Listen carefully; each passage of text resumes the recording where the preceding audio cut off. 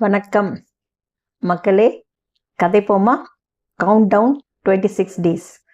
So last video வந்து நம்ம விஜய் அவர்கள் நடித்த முதல் படம், அதாவது அவர் லீட் ரோல் எடுத்து நடித்த படம் நாளைய தீர்ப்பு பார்த்தோம்.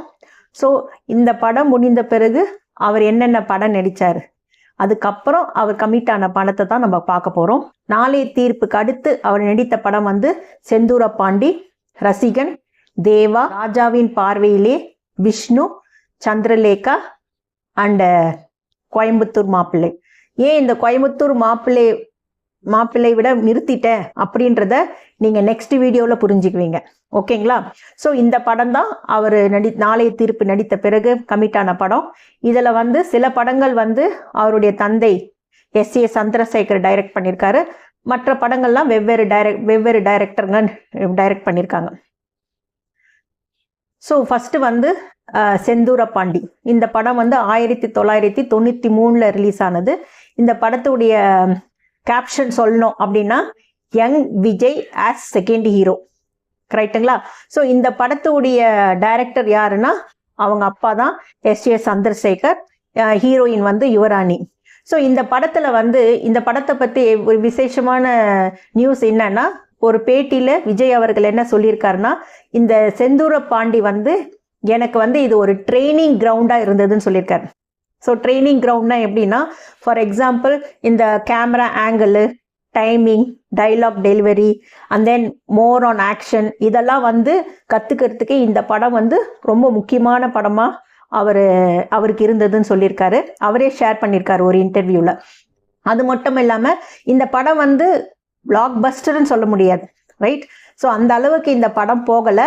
ஆனாலும் இவர் வந்து விஜய் வந்து ஒரு சீரியஸ் ஆக்டர், அவரும் நல்லா நடிப்பார் அப்படின்னு ஒரு இமேஜ் கொடுத்த படம் இந்த ஃபர்ஸ்ட் படம் செந்தூர பாண்டியன். ஸோ செந்தூரன் பாண்டியன் இந்த படத்தில் வந்து இன்னொரு விஷயம் என்னன்னா, கேப்டன் விஜயகாந்த் அவர் கூட தான் இவர் நடித்தார். ஓகேங்களா?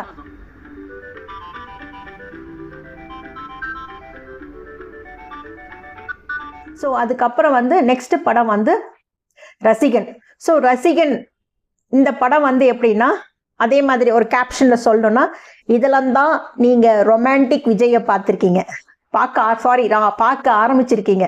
ஸோ இந்த படத்துடைய டைரக்டரும் எஸ்.ஏ. சந்திரசேகர், ஹீரோயின் வந்து சங்கம். ஸோ இதில் இன்னொரு முக்கியமான விஷயம் என்னென்னா, இந்த படம் 1994 ரிலீஸ் ஆனது. இதுதான் அவருடைய 3வது படம் ஹீரோவா.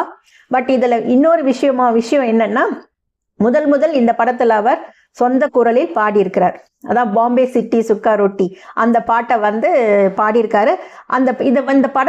இந்த படத்தில் வந்து ஒரு இன்ட்ரெஸ்டிங்கான ஃபேக்ட்னு சொல்லணும் அப்படின்னு சொல்லலாம்னா, இவர் வந்து ஒரு ஃபேன் பேஸ் ஆரம்பிச்சது இந்த படத்துல இருந்துன்னு சொல்லலாம். ஸோ அது என்னது ஃபேன் பேஸ் அப்படின்னா, நான் ஆல்ரெடி சொல்லியிருக்கேன் ப்ரீவியஸ் வீடியோலேயே, ஷூட்டிங் எல்லாம் வந்து லைவாக, ஐ மீன் அந்தந்த லொக்கேஷனில் தான் போய் எடுப்பாங்க, செட்டில் கிடையாது, ரைட்டுங்களா? ஸோ லொக்கேஷனில் போய் எடுக்கும்போது பார்த்தீங்கன்னா பொதுமக்களை அவாய்ட் பண்ண முடியாது. பொது இடங்களில் எடுக்கும்போது பொதுமக்களை அவாய்ட் பண்ண முடியாது. ஸோ அவருடைய ரியல் ஃபேன் பேஸ் எங்கே ஸ்டார்ட் ஆச்சுன்னா, இந்த படம் ரசிகன் படம் ஷூட்டிங் ஸ்பாட்டில் தான் அவருக்கே தெரிஞ்சதான், நம்மளுக்கு ஃபேன் பேஸ் ஏதோ கொஞ்சம் அதிகமாக வந்திருக்கு அப்படின்ற ஒரு இமேஜ் கொடுத்த படம் இது.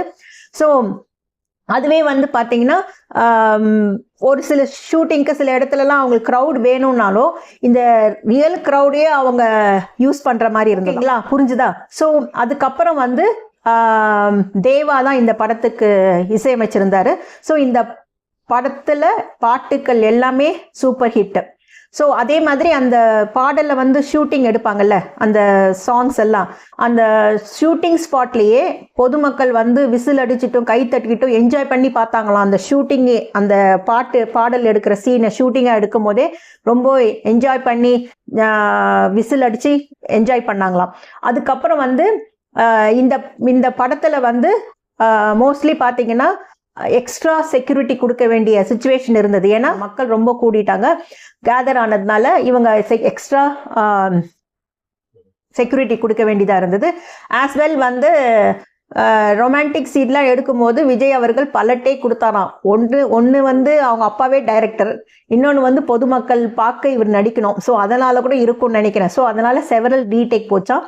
அதே மாதிரி இந்த ஷூட்டிங் ஸ்பாட்ல மக்கள் கொடுத்தாங்க பாருங்க ரெஸ்பான்ஸ், அதான் கை தட்டுறது, விசில் அடிக்கிறது, சாங்ஸ் எல்லாம் ஷூட் பண்ணும் போதே என்ஜாய் பண்ணது, இதெல்லாம் பார்த்தோடனே ப்ரொடியூசருக்குலாம் அப்படி ஒரு திருப்தி. என்னன்னா இந்த படம் கண்டிப்பாக சூப்பர் ஹிட் ஆகலாம், இது மக்களை போய் நல்லா ரீச் ஆகும், ஸோ அப்படின்னு சொல்லிட்டு நினைச்சாங்களாம். அதே மாதிரி மற்ற டைரக்டர் ப்ரொடியூசர்லாம் கூட இவரை கொஞ்சம் அப்ரோச் பண்ண ஆரம்பிச்சிட்டாங்க இந்த படத்துக்கு அப்புறம் தான். ஸோ என்ன ஆச்சு, இது வந்து மோஸ்ட்லி பார்த்தீங்கன்னா இவருடைய கரியர் டேர்னிங் ஃபிலிம் சொல்லலாம். ஸோ அந்த அளவுக்கு இந்த படம் இருந்தது. ஸோ பட் ரிலீஸ் ஆன பிறகு இந்த படம் அப்படி ஒரு பிளாக் பஸ்டர் கிடையாது. பட் ஒரு மாஸ் ஹீரோ இமேஜ் வந்து இந்த படம் விஜய் அவர்களுக்கு கொடுத்துச்சு. புரியுதுங்களா? ஸோ அதுதான் ரசிகன்.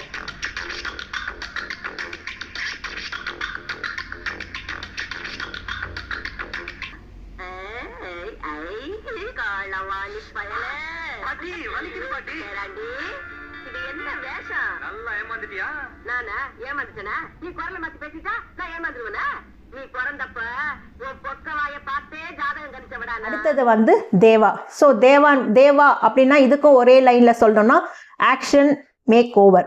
ஓகேங்களா? ஸோ இந்த படத்தை டைரக்ட் பண்ணவர் எஸ்.ஏ. சந்திரசேகர், ஹீரோயின் வந்து ஸ்வாதி. ஓகே, இந்த படத்துல வந்து அதிகமான ஃபைட் சீன் இருக்கிற படம். ஸோ அப்படி பார்த்தீங்கன்னா இந்த படத்தில் அவர் வந்து நிறைய ஸ்டண்ட் பர்ஃபார்ம் பண்ணார் அவராகவே. ஸோ அதே மாதிரி சேம் ஆஸ் யூஷுவல் ரிஸ்க் எடுத்து பண்ணதுனால ஸ்மால் இன்ஜுரி ப்ளஸ் அவருக்கு பாடி பெயின் அந்த மாதிரி ரொம்ப சிரமப்பட்டு எல்லா ஃபைட் சீன்லையும் நடிச்சிருக்காரு. அதே மாதிரி இவருடைய commitment towards this action film was so high, அதுவும் இதில் வந்து குறிப்பிடத்தக்கது. அதே மாதிரி ஆஸ் யூஷுவல் இந்த படத்துக்கும் க்ரௌட் கண்ட்ரோல் ப்ராப்ளம் இருந்தது. அதுவும் இல்லாமல் இவங்க எதிர்பார்க்கறதுக்கு மேலேயே க்ரௌட் சேர்ந்துட்டாங்களாம். நிறைய ஷார்ட்ஸ் வந்து ரீஷூட் பண்ணாங்க. மெயின்லி என்னன்னா விஜய் அவர்கள் நல்லா நடிக்கல, தப்பு பண்ணிட்டாருன்னு இல்லை, எல்லா ஆடியன்ஸும் விஜய்ன்னு கத்த ஆரம்பிச்சிட்டாங்களாம். ஸோ அதை கைத்தட்ட ஆரம்பிச்சிட்டாங்க, விசில் அடிக்க ஆரம்பிச்சிட்டாங்க. ஸோ அதெல்லாம் அந்த காலத்தில் தெரியும்ல, சரௌண்டிங் ஸ்பேஸ் சவுண்ட்ஸ் எல்லாம் நம்ம ஒன்றும் பண்ண முடியாது. ஸோ அந்த ஒரு காரணத்துக்காகவே மறுபடியும் ரீடேக் பண்ணாங்களாம். ஸோ அதையும் விஜய் அவர்கள் சலிக்காமல் ரீடேக் பண்ணுவாராம். ஸோ இதுதான் வந்து ஒரு இன்ட்ரெஸ்டிங்கான ஃபேக்ட். அதே சமயத்தில் dialogue delivery excellent. So punch dialogue பேச ஆரம்பிச்சது அதெல்லாம் வந்து இந்த படத்தில் இருந்து தான். ரைட்டுங்களா? ஸோ அதே மாதிரி நெக்ஸ்ட் படத்துக்கும் வந்து மிக்ஸ்டு ரிவ்யூ தான் வந்தது. பட் ஒரு ஆக்ஷன் கேப்பபிள் ஹீரோ அப்படின்ற படம் இந்த ரசிகன் கொடுத்துச்சு.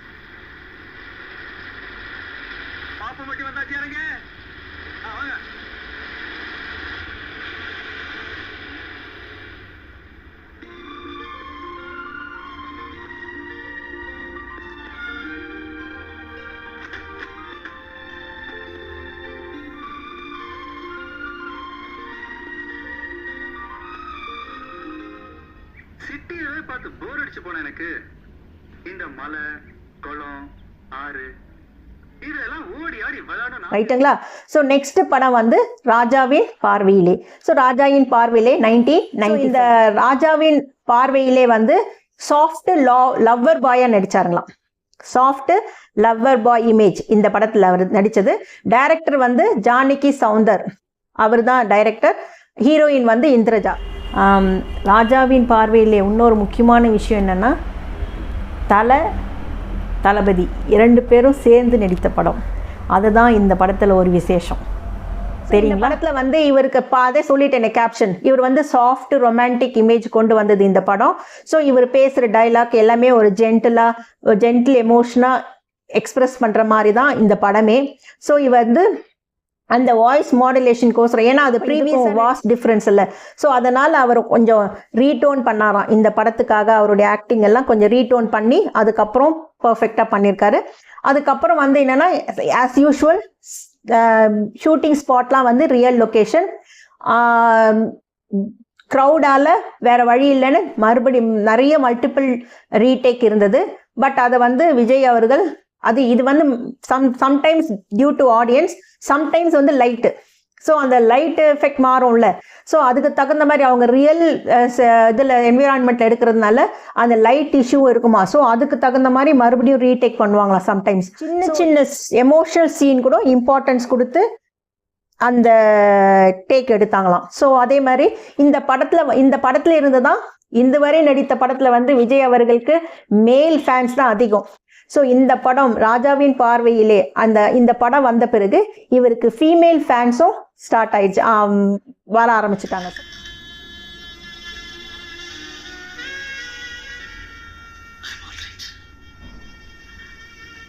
So the new experience for Vijay at that time. Next வந்து விஷ்ணு 1995 டைரக்ட் பண்ணது வந்து சந்திரசேகர், ஹீரோயின் வந்து சங்கவி. ஸோ இந்த படத்தில் வந்து பார்த்தீங்கன்னா இவர் ஃபுல் அண்ட் ஃபுல் இவர் வந்து வில்லேஜ் ஆக்ஷன் ரோல். இந்த படம் வந்து விஜய் அவருடையது வந்து வில்லேஜ் ஆக்ஷன் ரோல். இந்த ரூரல் இந்த மாதிரி அக்ரெசிவான ஒரு ரஃப் அண்ட் டஃப்பான ஒரு மாதிரி ரக்கடான ரோல் இருக்கும் பார்த்துருக்கீங்களா, அந்த மாதிரி ரோல் இந்த படத்தில் அவருக்கு. ஸோ வில்லேஜ் மேனரிசம் அதெல்லாம் எப்படி அதெல்லாம் அவர் பார்த்து அப்சர்வ் பண்ணி அதை அப்படியே இமிட்டேட் பண்ணாராம். அதுக்கப்புறம் இந்த படமும் டெரைன், அதான் மோரலஸ் வெளியில், இதுவும் வெளி இடங்கள்ல தான் அவுட்டோர் ஷூட்டிங் தான் அதிகம். ஸோ சம்டைம்ஸ் அதை டெரைனில் எடுக்கிறதுனால சம்டைம்ஸ் ஸ்லிப் ஆகி விழுந்துருவாராம். அதுக்கப்புறம் ஃபர்ஸ்ட் எய்ட் பண்ணிவிட்டு உடனே அடுத்த நிமிஷமே போய் சினிமாவில் நடிக்க ஆரம்பிச்சிருக்காரு, கண்டினியூ பண்ணியிருக்காரு ஷூட்டிங்கை. ஸோ இது வந்து இந்த படத்துக்கு வந்து ஒரு மாதிரி ஆங்கர் எமோஷன் எல்லாமே கலந்து அவர் நடிக்க வேண்டியதாக இருந்ததுனால ஹீ கேவ் இஸ் பெஸ்ட். அதுவும் இல்லாமல் இது அவுட்டோர்ன்றதுனால இது வந்து எக்ஸ்ட்ரீம் ஹாட் சன்னில் கூட இவங்க நடிக்க வேண்டியிருக்கும். அதே டயர்ட்ஸமாக இருந்தாலும் அவங்க சேம் எனர்ஜி லெவலில் மெயின்டைன் பண்ணுவாராம் நடிக்கும் போது. ஸோ இப்போ இருக்கிற நடிப்பு வந்து என்டையர்லி நடிக்கிறது வந்து சேமாக இருந்தாலும் லொக்கேஷன் டிஃபர் ஆகும், ரைட்டுங்களா? ஸோ அந்த காலத்தில் எந்த பெனிஃபிட்டுமே இல்லை, எல்லாரும் வெயிலையும் மழையிலையும் அது நடிச்சு தான் ஆகணும். ஸோ அதெல்லாம் கிராஸ் பண்ணிட்டு தான் இன்று தளபதின்னு ஆயிருக்காரு.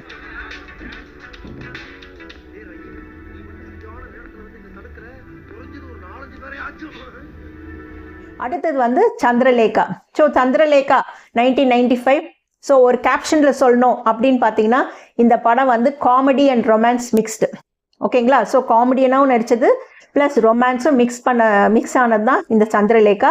இந்த டைரக்டர் வந்து நம்பிராஜன், இந்த hero Vijayakumar.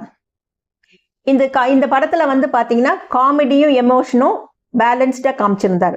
So comedy and then emotion கொஞ்சம் பேலன்ஸ்டாக இருந்தது இந்த படத்தில். அதுவும் இல்லாமல் இந்த படத்தில் தான் அவருக்கு பர்ஃபெக்ட் காமெடி டைமிங் வருதுன்றதே தெரிய வந்தது. ஸோ அந்த அளவுக்கு இந்த படம் அவருக்கு காமெடி வரும் அப்படின்றத ப்ரூவ் பண்ண மூவி இது. ஸோ சம்டைம்ஸ் என்னன்னா செவரல் ரீடேக் போவாங்களாம். ஏன்னா என்னன்னா எல்லாரும் செட்டில் சிரிச்சிருவாங்களாம். ஸோ அதனால வேற வழி இல்லைன்னு ரீடேக் போக வேண்டியதாக இருந்தது. ஸோ அந்த அளவுக்கு இந்த காமெடி சென்ஸ் இருந்தது. இந்த காமெடி சென்ஸ் உள்ள huge as usual huge local crowds. அதுக்கப்புறம் வந்து காமெடி சென்ஸ். இப்போ காமெடின்றது யார் வேணாலும் காமெடி ரோல் பண்ண முடியாதுங்க. அந்த காமெடின்றதே சொல்லும் விதம் தான் மெயினாக மற்றவங்களுக்கு சிரிப்பு வர வைக்க வேண்டும். அதுக்கப்புறம் தான் அந்த டைலாக் என்னன்றது. ஸோ அதை இவர் நல்லா தெரிஞ்சு அந்த காமெடி ரிதமை நல்லா ஃபாலோ பண்ணார்.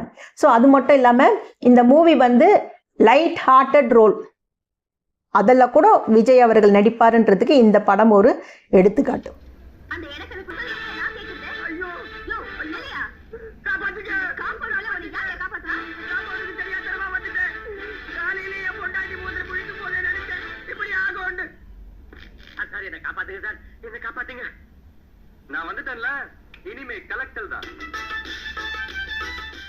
அடுத்தது வந்து கோயம்புத்தூர் மாப்பிள்ளை. ஸோ கோயம்புத்தூர் மாப்பிள்ளை அப்படின்னு பார்த்தீங்கன்னா இந்த படம் வந்து 1996 ரிலீஸ் ஆயிருக்கு. இது வந்து வில்லேஜ் மாஸ் படம். இந்த படத்தின் டைரக்டர் வந்து சி ரங்கநாதன், அந்த ஹீரோயின் வந்து சங்கவி. ஸோ இது வந்து பார்த்தீங்கன்னா இது வந்து ரியல் கோயம்புத்தூர் லொக்கேஷனில் தான் இந்த படத்தை எடுத்திருக்காங்க. ரியல் கோயம்புத்தூர் சரௌண்டிங்ஸ் அதில் தான் எடுத்தாங்க. நோ ஸ்டூடியோ உள்ளே இது எடுக்கலை. ஸோ இது வந்து கொஞ்சம் லோக்கல் ஃப்ளேவர் கலந்த படம் மாதிரி நடிக்கிறதுனால அவருடைய ரீச் வந்து எல்லா ஆடியன்ஸுமே ரீச் ஆச்சு. விஜய்ஸ் மாஸ் அப்பீல் மூமெண்ட் எது இந்த படம். ஸோ இந்த அவுட்டோர் யூனிட்ல மோஸ்ட்லி இது பார்த்தீங்கன்னா again the same huge crowd gather ஆவாங்க. விஜய் வந்து நெடிகன் மக்களுக்கு பிடித்த நடிகன் இல்லை நிறைய ஃபேன் பேஸ் வளர்ந்து வரும் நடிகர்ன்றது வந்து இந்த படத்து மூலம் நம்ம எல்லாருமே தெரிஞ்சுக்கலாம். அந்த அளவுக்கு க்ரௌட் அவ்வளோ கேதர் ஆகுமா இவர் ஷூவே பிகாஸ் ஆஃப் க்ரௌட் நாய்ஸ் அந்த எக்ஸைட்மெண்ட் செவரல் ரீடேக். ஸோ இந்த படத்தில் இந்த மொத்த படத்துலையும் பார்த்தீங்கன்னா நான் ஒரு காமன் ஸ்டேட்மெண்ட் சொல்கிறதுன்னா க்ரௌடு ரீடேக். க்ரௌடால் மெஜாரிட்டி நிறைய ரீடேக் வருமா, அவங்க விஜய்னு கத்துறதோ இல்லை எக்ஸைட் ஆகுறதோ கிளாப்ஸ் பண்ணுறதோ இதெல்லாம் பண்ணுறதுனால நிறைய ரீடேக் வந்திருக்கு. ஸோ காமெடி சீன் கூட நல்லா இந்த படத்தில் நல்லா பண்ணாராம். அதுவும் முக்கியமாக இந்த படத்தில் வந்து செந்திலோட காம்பினேஷனில் அவர் இது பண்ணியிருக்காரு, என்னது காமெடி சீன் பண்ணியிருக்காரு. ஸோ ஆனாலும் இவர் வந்து நிறைய ரீடேக் போச்சான். எதுக்குன்னா அந்த மேக்சிமம் அந்த க்ரூ மெம்பர்ஸே சிரிப்பாங்களாம். ஸோ அதனால் செவரல் ரீடேக். விஜயால் நல்லா காமெடியும் பண்ண முடியும் அப்படின்றத ப்ரூவ் பண்ண படம் இது. விஜய் வந்து ஆக்ஷன் சீனும் நல்லா பண்ணுவார். ஃபைட் போர்ஷன்லாம் வித்தவுட் டூப் போடாமல் இவரே பண்ணியிருக்காரு. ஆஸ் யூஷுவல் மைனர் இன்ஜுரிஸ் வந்தாலும் அதை ஷூட்டிங் எஃபெக்ட் பண்ணாமல் பார்த்துருந்துருக்காரு.